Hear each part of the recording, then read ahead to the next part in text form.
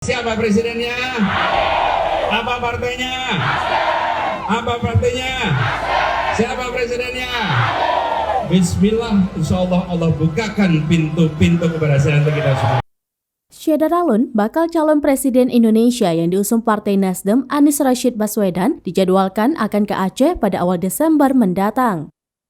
Hal itu disampaikan oleh Ketua DPW Nasdem Aceh, T. Taufikul Hadi, kepada Seramnews.com pada Kamis 17 November 2022.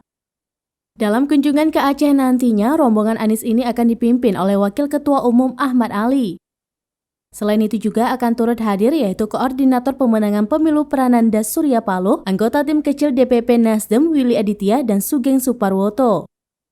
Menurutnya, kunjungan Anies ke Aceh ini memang terkesan mendadak. Taufikul Hadi berujar karena padatnya jadwal kunjungan Anies ke berbagai daerah, maka DPW Aceh memutuskan mengambil kesempatan lebih cepat agar bisa lebih cepat bertemu dengan masyarakat Aceh.